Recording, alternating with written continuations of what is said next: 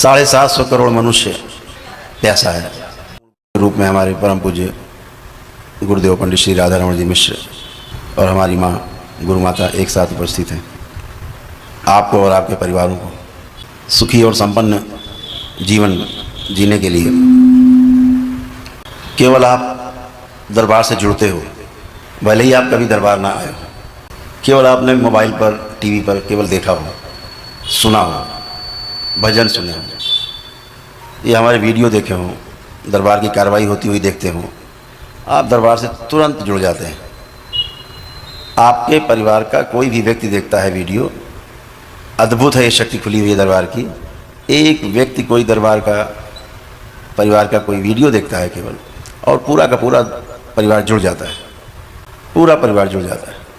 और फिर वो होता है जिसकी आप कामना करते हो, फिर वो होता है जिसे आप अपनी समस्या को जड़ से मान चुके होते हो कि अब ये तो कभी ठीक नहीं होगा, कभी अच्छे नहीं होंगे, वह भी अच्छा होने लगता है।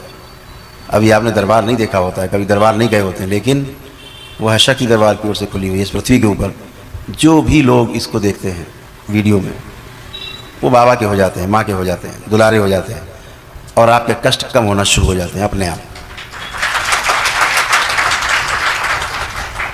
बीमारियां कटने लगती हैं और धुंध छटने लगती है, समस्याओं की धुंध धीरे धीरे छटने लगती है। मैं हमेशा कहता हूँ, इस धरती पर जो सबसे बड़ी शक्ति है वो प्रत्येक मनुष्य के पास मौजूद है, और वह शक्ति है प्रार्थना की शक्ति, संकल्प की शक्ति।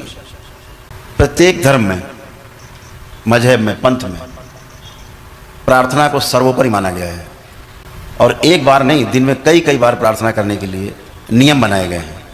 प्रार्थना से आप स्वस्थ होते हो, अच्छे होते हो, समस्याएं कटती हैं आपकी। आपको लगता है कि हम ईश्वर से प्रार्थना करते हैं, पता नहीं वो सुनता भी है कि नहीं। हमने तो प्रार्थना कर ली, अब पता नहीं उसने सुना कि नहीं सुना। इस धोखे में कभी भी मत रहना।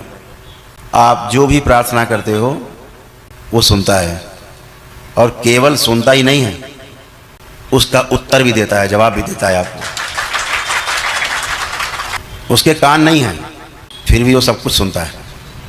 उसके नेत्र भी नहीं हैं, लेकिन वो सब कुछ देखता है।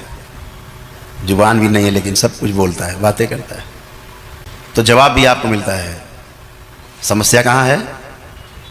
आप प्रार्थना करते हो, वो सुनता है, वो सुनकर जवाब देता है, लेकिन समस्या कहाँ पर है कि आप उस जवाब को केवल सुन नहीं पाते। ये शक्ति आप में से बहुत लोगों के पास नहीं होती। तो बीच में क्या होता है, कुछ साधक होते हैं, कुछ योगी होते हैं, कुछ गुरु होते हैं, वो सुन लेते हैं और आपको बता देते हैं, भाई ये कहा, अब ऐसा होगा तुम्हारा, परेशान मत हो, ऐसा हो जाएगा। आपको चूँकि गुरु पर या साधक पर या बीच के व्यक्ति पर विश्वास होता है, तो आप विश्वास कर लेते हो कि ठीक है, अब महाराज जी कह रहे हैं, गुरु जी कह रहे हैं, तो ठीक ही होगा। फिर तो गुरु आपको सुन के बताता है, और जब आप गुरु के निकट जाते हो, आप और ज़्यादा निकट जाते हो, तो गुरु आपको धीरे धीरे इस लायक बना देता है कि आप उसकी बात सीधे सुन सकें। आप सीधे। और ये पूर्ण गुरु क्षण भर में कर सकता है, इसके लिए कोई समय की बाध्यता नहीं है। तो आप प्रार्थना करते हो, सुनता है, जवाब भी देता है। जितने भी रोग और कष्ट हैं, या स्वास्थ्य है, या संपन्नता, विपन्नता, कुछ भी है, सब आपकी स्मृतियों के आधार पर है। स्मृति के आधार पर हमारी 84 लाख योनियों की जो यात्रा है तय होती है। इन्हीं स्मृतियों के आधार पर जन्म होता है हम सबका, और इन्हीं स्मृतियों के आधार पर मृत्यु भी होती है। ये हमारी कर्म स्मृतियाँ हैं, जिनके आधार पर हम जीने मरने के लिए बाध्य हैं। गुरु एक कृपा कर सकता है, पूर्ण गुरु, कि आपकी वो कर्म स्मृतियाँ काट के, नष्ट करके आपको उस कर्म बंधन से सीधे सीधे मुक्त कर सकता है। वो कष्ट आपके शरीर में नहीं आने देता, वो रोग, वो भोग सब कट जाते हैं। अन्यथा उसी रोग भोग में काटते काटते काटते काटते हरिहर हो जाते हैं। गुरु पूर्ण है, देवी देवता भी उसके आगे नतमस्तक रहते हैं, जो गुरु पूर्ण है, क्योंकि देवी देवता भी अभी पूर्ण होने के लिए प्यासे हैं। अच्छा अच्छा काम कर रहे हैं, सेवा कर रहे हैं, इस आस में कर रहे हैं कि फिर से हमारा मनुष्य में जन्म होगा, और फिर से हम किसी प्रकार से इस 84 लाख योनियों के बंधन से मुक्त होंगे, और हम भी इस पूर्ण गुरु की तरह पूर्ण होंगे। क्योंकि पूर्ण गुरु हमारा जो है प्रमाण है कि वो पूर्णता को प्राप्त हो चुका है। तो देवता भी प्रयासरत रहते हैं अच्छे अच्छे काम करके कि हम भी पूर्णता को प्राप्त हों। तो देवता गुरु से आगे नहीं, गुरु की शरण में रहते हैं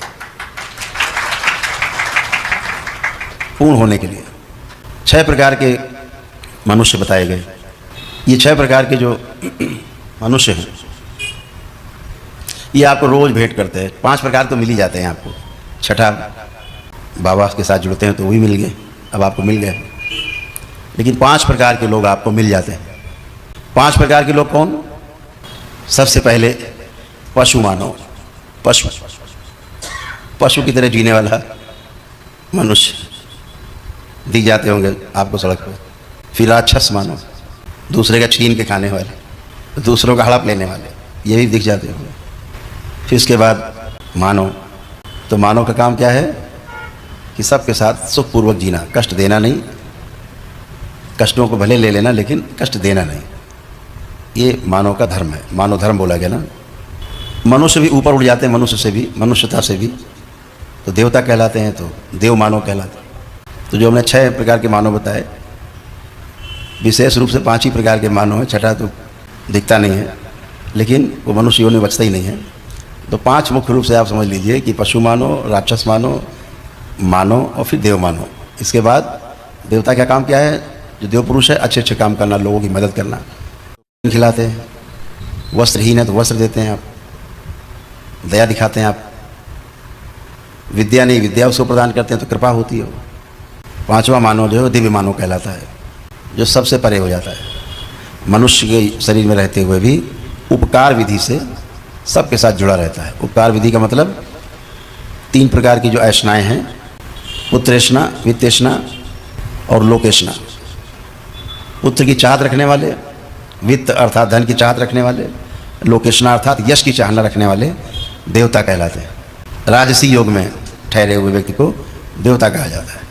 पुत्र की भी चाहत हो, धन की भी चाहत हो और यश भी मिले तो देवता कहे जाते हैं। इन तीनों से परे हो जाए वो दिव्य मानव कहलाता है। कुछ भी नहीं चाहिए, तीनों नहीं चाहिए, ना यश चाहिए, ना धन चाहिए, ना ही कोई पुत्र। सब पुत्र ही पुत्र हैं जितने जुड़ गए पूरे संघ में, संप्रदाय में, साथ में, भजन पूजा में, सब परिवार है। क्या चाहना? ये एक यात्रा है पशु मानव से लेकर के और दिव्य मानव तक की, पूर्ण होने की यात्रा है। दिव्य मानव को क्रॉस कर लिया, पार कर लिया, छठे में चले गए और आप फिर ईश्वर कहलाते हैं। ईश्वर का अर्थ है जितना भी ऐश्वर्य आपको दिखता है चारों ओर, जो आंखों से दिखाई दे, जिसमें समाया हुआ है वो ईश्वर है। और जिसमें सारा ऐश्वर्य समाया हुआ है वो ईश्वर है, और ईश्वर का ही सारा ऐश्वर्य है जितना दिखता है।